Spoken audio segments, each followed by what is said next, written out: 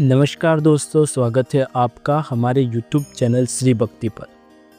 दोस्तों, आज हम इस वीडियो में बात करने वाले हैं गरुड़ पुराण के अनुसार आत्मा क्यों भटकती है। मृत्यु वो शब्द नहीं जिसे सुनते ही इंसान के भीतर सिहरन दौड़ जाती है। कभी आपने सोचा है कि जब किसी की मृत्यु हो उसकी आत्मा कहाँ जाती है? क्यों कई बार हम सुनते हैं कि इस जगह आत्मा भटक रही है। क्या आत्मा सच में भटकती है, और अगर हाँ तो क्यों?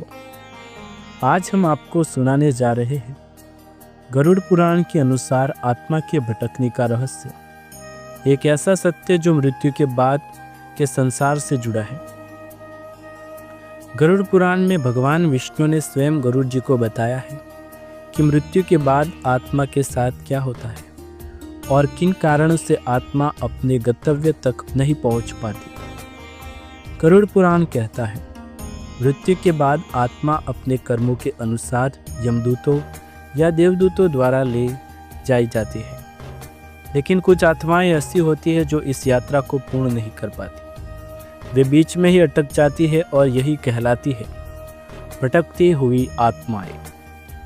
मृत्यु के बाद की पहली आस्था।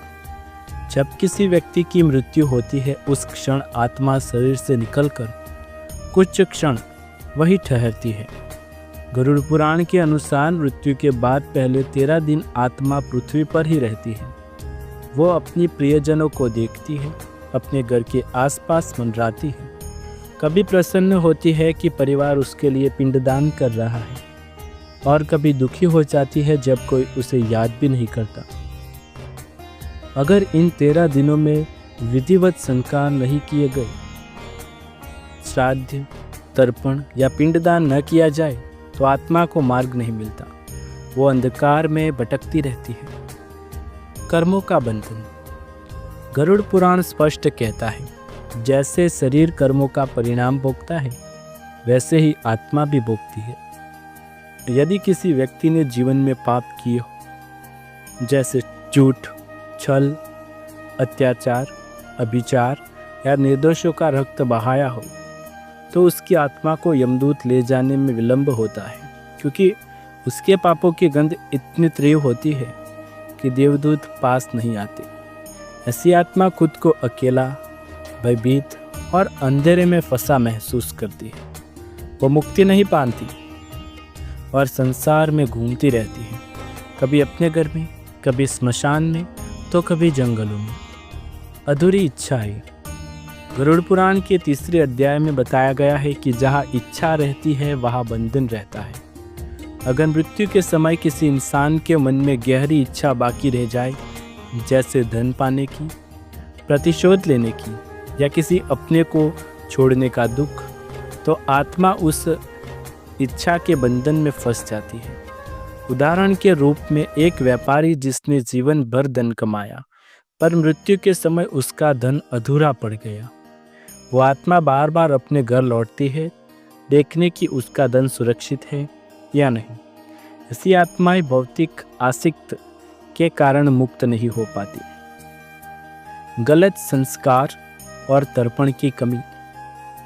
गरुड़ पुराण में भगवान विष्णु ने गरुड़ से कहा, जो लोग मृतक के संस्कार विधि विधान से नहीं करते, उनकी आत्माएं पृथ्वी लोक में भटकती रहती हैं।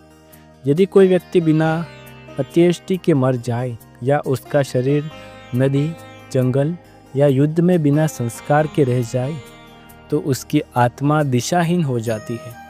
वह न स्वर्ग पहुंच पाती है, न नरक। वो केवल एक भ्रमित आत्मा बनकर रह जाती है। इसलिए हिंदू धर्म में श्राद्ध और पिंडदान का अत्यंत महत्व बताया गया है। यह केवल परंपरा नहीं, आत्मा को उसके मार्ग पर भेजने की आध्यात्मिक प्रक्रिया है। स्थानों से जुड़ी आत्माएं।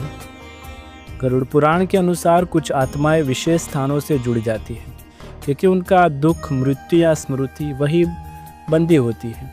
उदाहरण के लिए, अगर किसी की मृत्यु किसी हिंसक या अन्यायपूर्ण घटना में हुई हो, तो उसकी आत्मा वही ठहर जाती है। न्याय की प्रतीक्षा में ऐसी जगहों को लोग भूतिया या प्रेत स्थान कहते हैं, लेकिन वास्तव में वो आत्मा केवल अपनी अधूरी वेदना को पूर्ण करने के लिए प्रतीक्षा कर रही होती है।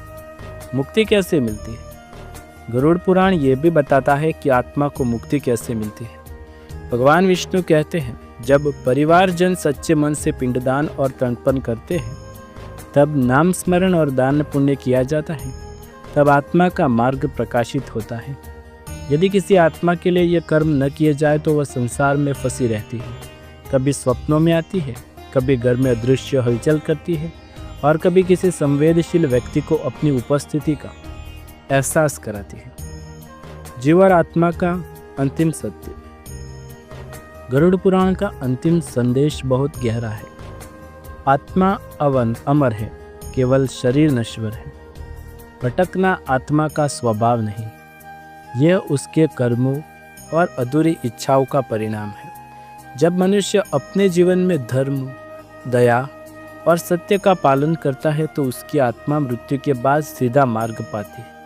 लेकिन जब कोई व्यक्ति लोभ, क्रोध, मोह, अहंकार और अन्याय में जीवन बिताता है तो उसकी आत्मा बंधन में फंस जाती है और यही कहलाती है भटकती हुई आत्मा। तो मित्रों, आत्मा भटकती नहीं, बल्कि हम ही उसे भटकने पर मजबूर कर देते हैं अपने कर्मों, अपनी इच्छाओं और अपने संस्कारों की कमी से।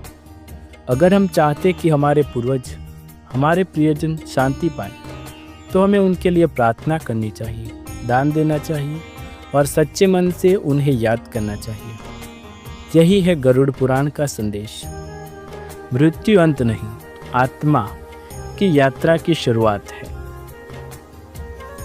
आत्मा का अनुभव और परिवार से जुड़ाव। मृत्यु के बाद आत्मा भले ही शरीर छोड़ देती है, पर उसका भावात्मक संबंध खत्म नहीं होता। गरुड़ पुराण कहता है, प्रेम और मोह आत्मा की अंतिम डोर है। इसलिए कई आत्माएं अपने प्रियजनों के पास बनी रहती है। वे दुखी नहीं करना चाहती, बल्कि अपने प्रियजनों को सुरक्षित देखना चाहती है। कभी कभी आप महसूस करते हैं कोई पास है लेकिन दिखता नहीं। मुक्ति का मार्ग। जो लोग सत्य, दान और भक्ति में जीवन बिताते हैं, उनकी आत्मा मृत्यु के बाद सीधे प्रकाश लोक में पहुंचती है। मुक्ति के लिए 3 बातें आवश्यक है: सत्कर्म, स्मरण, संस्कार। सच्चे कर्म, दूसरों की सहायता, धर्म का पालन, मृत्यु के समय भगवान का नाम लेना, परिवार द्वारा किए गए विधिवत तर्पण और पिंडदान। इन तीनों से आत्मा का मार्ग प्रकाशित हो जाता है और वो बिना भटके अपने गंतव्य तक पहुंच जाती है। भटकती आत्माओं की शांति के उपाय: गंगा जल का छिड़काव करना, हर अमावस्या को तिल और जल से तर्पण देना, विष्णु सहस्त्र नाम या गीता के 7वें अध्याय का पाठ करना, अनाथ ब्राह्मण या गरीब को भोजन कराना और सबसे बढ़कर उस आत्मा के लिए शांति पाठ करना। क्योंकि गरुड़ पुराण कहता है, दान, जप और स्मरण से आत्मा की व्यथा मिट जाती है। आत्मा का अंतिम सत्य। गंभीर भावुक स्वर में। अतः गरुड़ पुराण यही सिखाता है, आत्मा न जन्म लेती है और न मरती है, वो केवल एक लोक से दूसरे लोक में जाती है।